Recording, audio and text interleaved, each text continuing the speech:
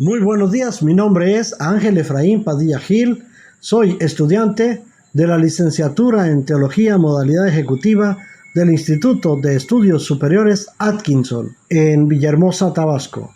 Es el segundo podcast de la materia Nuevo Testamento 2, dirigido por la maestra Silvina Morán Rangel. Sean todos bienvenidos. Hoy el tema que nos ocupa es Cristología y Eclesiología, desde el punto de vista paulino. Pero en esta ocasión nos interesa escuchar la opinión de una niña. En este caso, invitamos a Naomi Saraí Padilla Márquez. Ella estará compartiendo con nosotros su idea, su concepto de quién es Jesús para ella. Pues vamos a dejar que tome la palabra. Naomi, acércate para acá. A ver, coméntanos, ¿quién es Jesús para ti? Para mí, Jesús es Dios, que ha sanado a muchos enfermos, que ha resucitado muertos, que ha echado fuera demonios.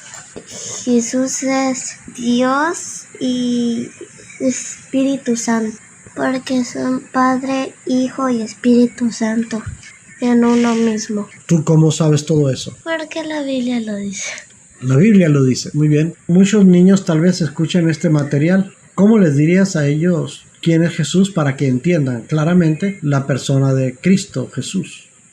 Jesús es Dios, pero en forma de humano, de hombre. Eso es correcto, muy bien. ¿Qué sabes tú de Jesús antes de su nacimiento y después de su nacimiento? Antes de su nacimiento, Dios envió a un ángel a María, mamá de Jesús, para que concebiera un hijo, que es Jesús. Solo que tienes que explicarnos bien eso porque se entiende un raro. El ángel anunció a María que concebiría un hijo. Sí.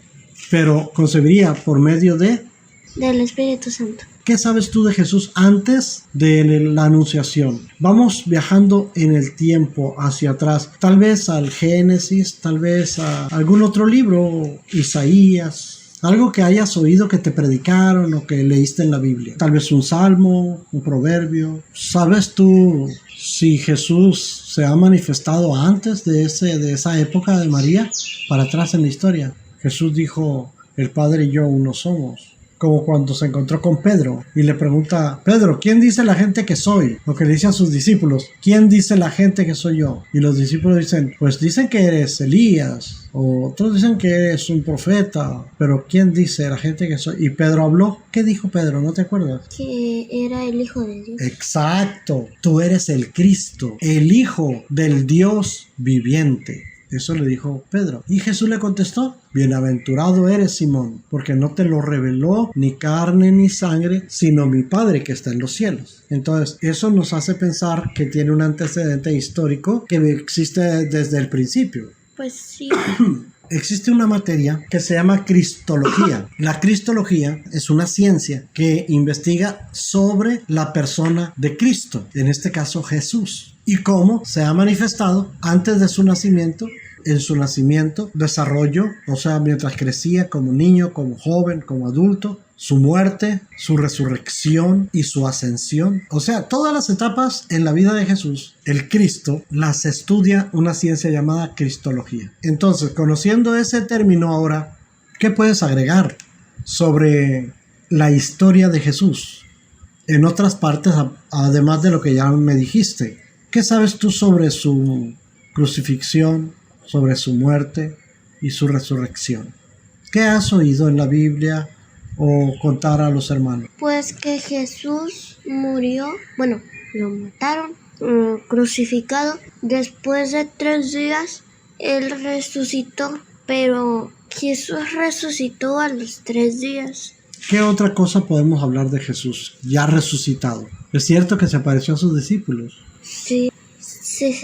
Y a uno que no creía que había resucitado. ¿Sería Tomás? Sí. ¿Qué más nos puedes platicar de eso, de lo que sucedió en esa época? Jesús se le volvió a aparecer a los discípulos y Jesús le dijo a Tomás que no sea incrédulo y que metiera su dedo en la herida, y de ahí le pidió perdón por ser incrédulo. Tomás, dice la Biblia, que postrado lo adoró.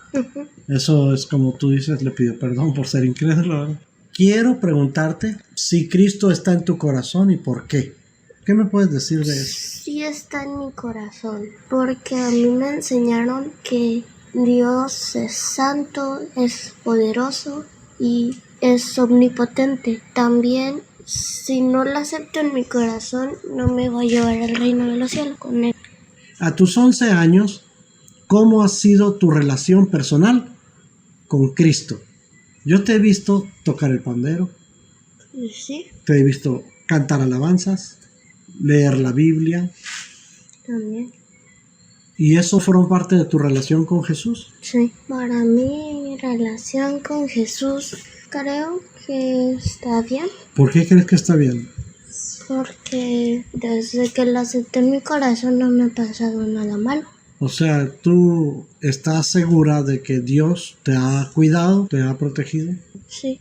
¿Quién es Jesús para ti? Jesús para mí es Dios, es omnipotente, te acompaña donde quiera que vayas. Ahora, ¿qué es para ti la iglesia? La iglesia son los hermanos, como una familia, pues.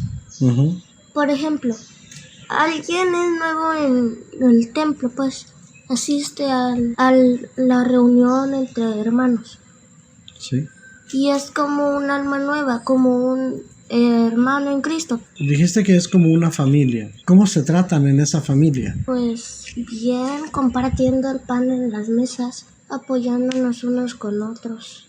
¿Y qué hace la iglesia en el lugar donde vives, en tu comunidad? A veces hemos salido a repartir folletos y hacer unas campañas. ¿Me pudieras explicar cómo se hizo? Lo de los folletos fue una actividad de los jóvenes donde los jóvenes crearon unos folletos y esos folletos los repartimos y evangelizó a una que otra persona. Y en las campañas crearon predicaciones para ir a diversos lugares ¿Cierto? a predicarle a la gente que no tiene temor de Dios y a cantar unas alabanzas. Entonces la iglesia predica a Jesucristo, reparte folletos, canta alabanzas. ¿Qué otro tipo de cosas hace la iglesia a la que tú perteneces? Dijiste, comparten el pan en las casas, algo así dijiste.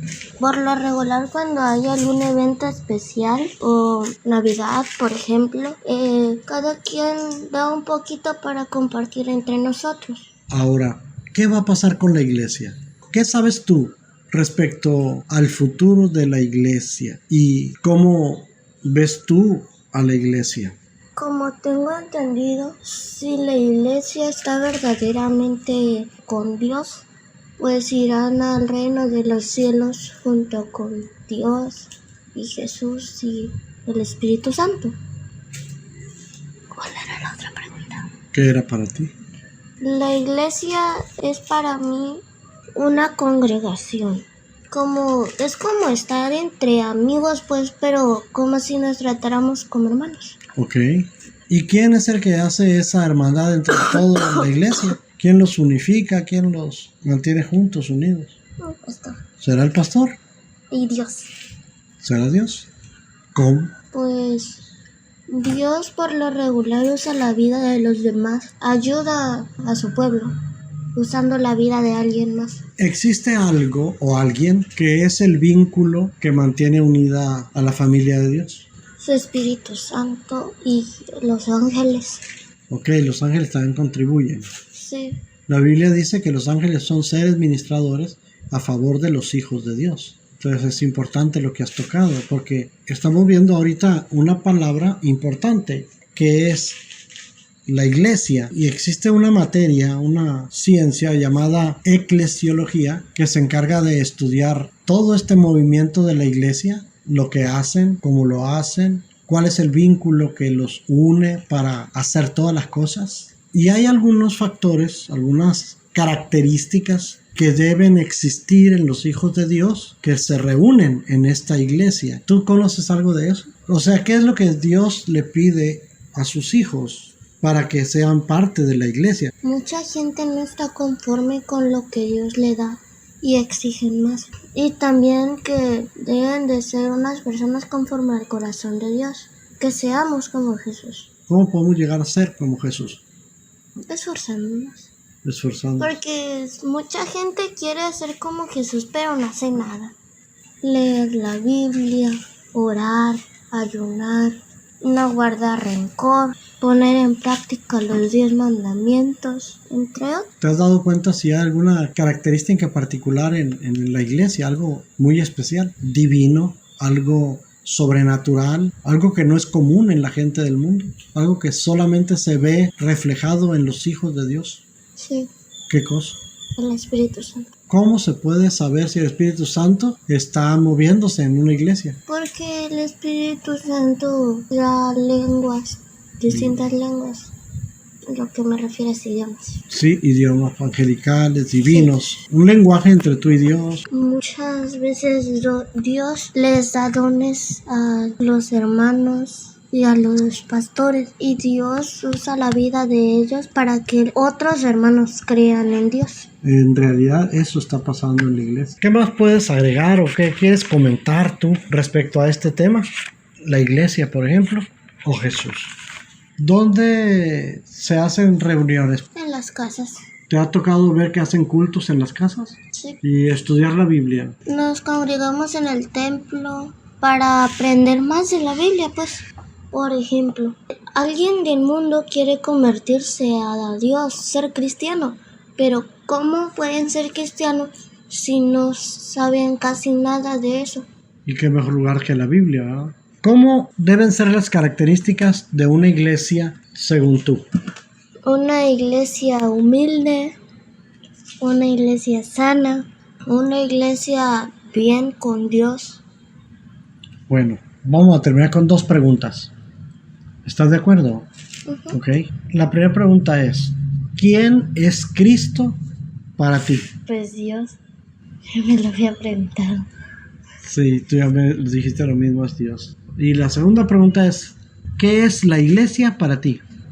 Como una familia, una unión entre personas, no necesariamente de la misma mamá o del mismo papá. Ok. Te voy a meter en aprietos con esto. ¿Qué va a pasar con la iglesia?